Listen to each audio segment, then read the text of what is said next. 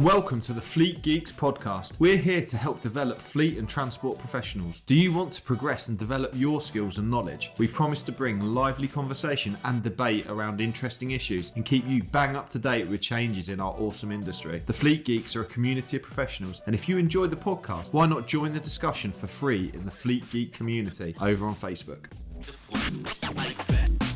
Hello and welcome to this LinkedIn Live with me, Pete Rushmer, and I'll be live on Facebook and on LinkedIn, and looking forward to sharing with you a really exciting topic of risk assessments and making them simple and interesting as well. So I've probably got my work cut out this afternoon. I'm here actually, and potentially could be interrupted at any time, but I'm here as part of I'm in Stanground Academy at the moment, which is part of a voluntary role I do for GrowthWorks as an enterprise advisor. And I've been sat this morning with Lou here going through some of the careers programs for Stanground Academy, and it's quite exciting. So looking forward to what's coming up this year.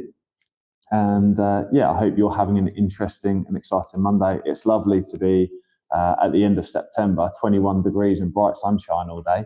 Got to love it. So clearly, I'm currently showing what risk assessments are and how risk assessments are important for all types of organisation. Actually, because I sit here at the moment in a red lanyard, which means red means danger when it comes to the school, and that's because they haven't had my most recent DBS check. I probably shouldn't say that actually, but yeah, they haven't had it, and therefore once that comes in, then I could then change to a different colour lanyard. And I think that's important to recognise that regardless of your work environment and how dynamic it may be, actually risk assessments of all different types need to be carried out, and understanding risks at different levels and having appropriate controls to do that. So in the context of a risk assessment, when, for example, as a school, which is slightly different to the usual sort of work environment that I've discussed, but from a school context point of view, there is a hazard involved with having visitors come to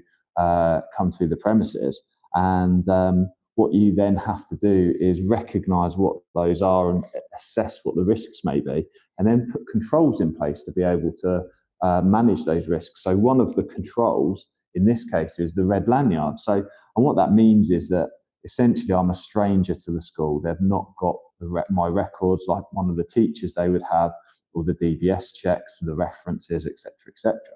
So I'm in the process of going through making sure that the school have got my DBS check, and at which point the colour of my lanyard would then change.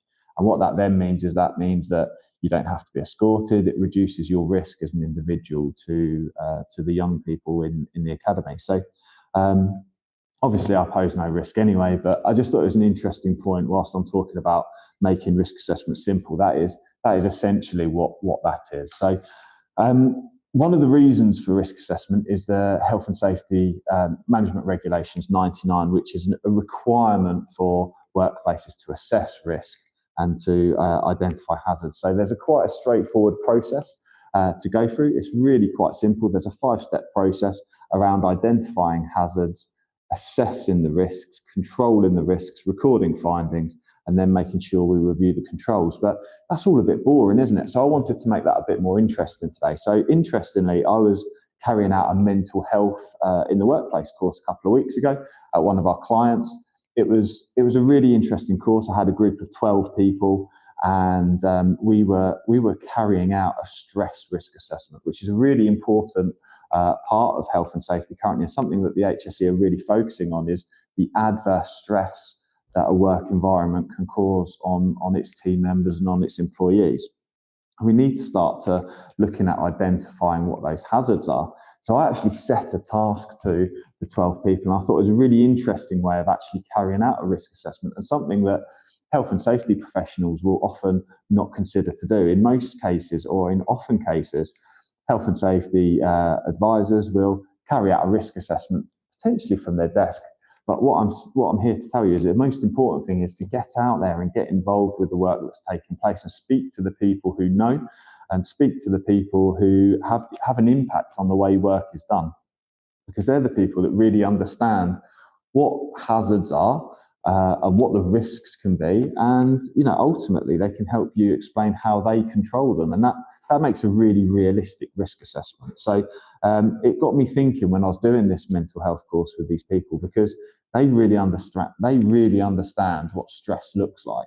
Now, I might be consulting for that company, and as a consultant, I can do a generalized risk assessment around stress, but I don't really understand what the specifics are unless I start to get in and start to consult with and speak to the team members within the organization. And then, interestingly, particularly with stress, is that people experience that in different ways, don't they? So, and people will understand risk in different ways, and that's one of the important reasons for a risk assessment.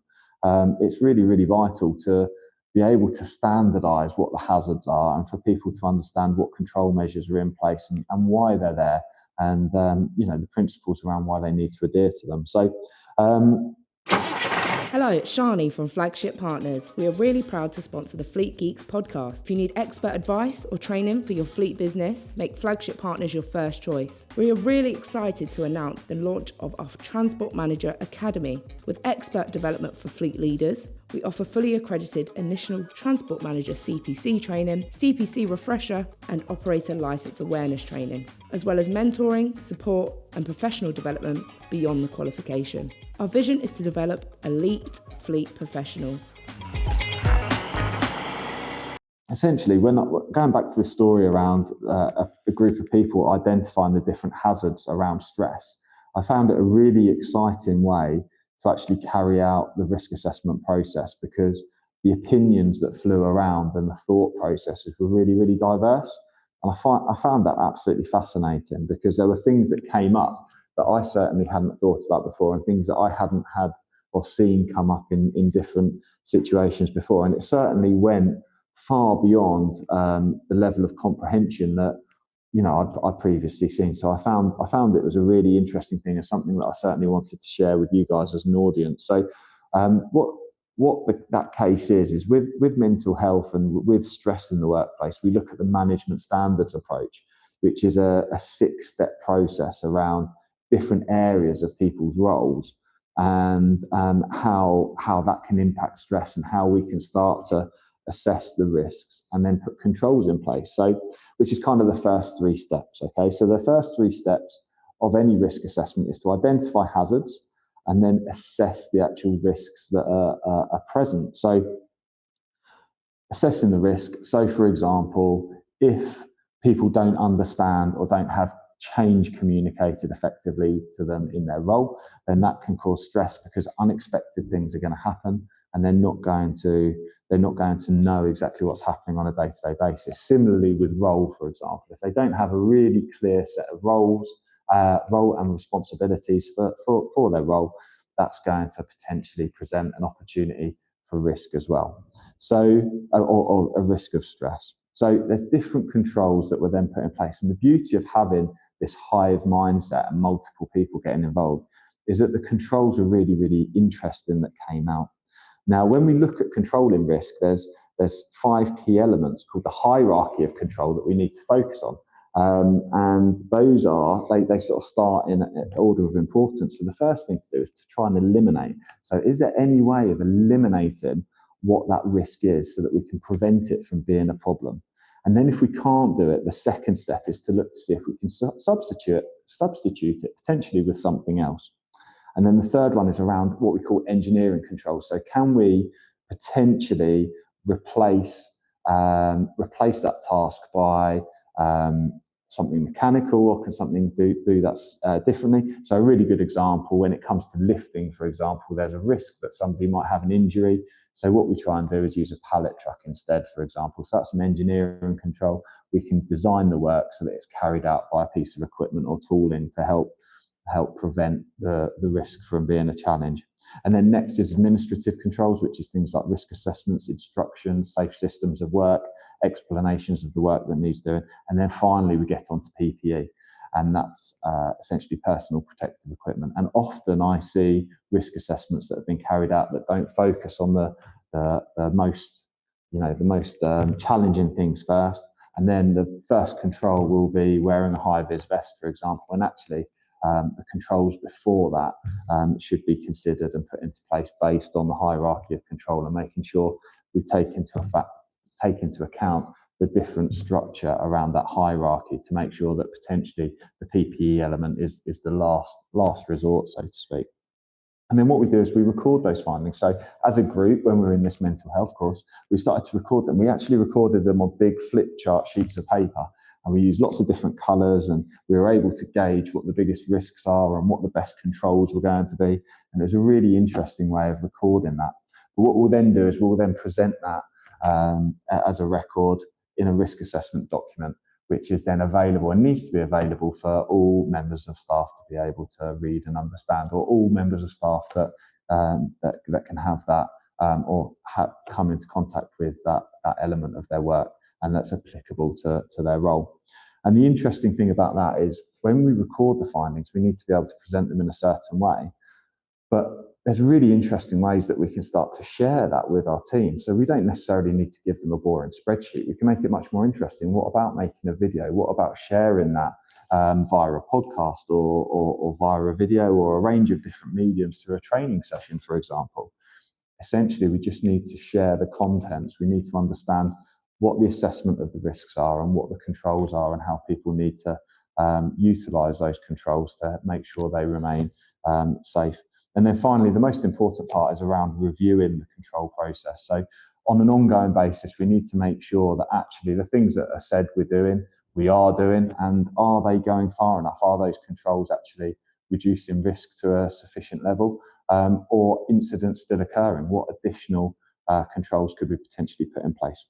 So that is a quick risk assessments made simple. I hope that's been interesting and useful for you. And hopefully it's not been too boring and you haven't fallen asleep eating your chicken salad at lunchtime whilst you listen to me talk about this boring stuff. But if you want to find out more information, obviously Flagship Partners do offer a health and safety consultancy service. We can come in and help support your business, make sure it has all the relative documentation in place, make sure you've got policies and procedures, safe systems of work, risk assessments too, and we can help make sure that you help protect and support the people in your business in a pragmatic way, which is realistic too. The advice we give is obviously very valuable for your business and can help protect you longer term. And that's what Flagship are here to do, help protect your future. Thank you very much for listening, and I'll see you again soon. Thank you. I hope you enjoyed today's episode. If you did, please share with your friends and colleagues too. Join us for free on Facebook with the Fleet Geeks community for transport and fleet managers. Fleet Geeks offers ongoing professional development, networking and mentoring too. So get in touch with me, Pete Rushmer, on any social media platform to find out more.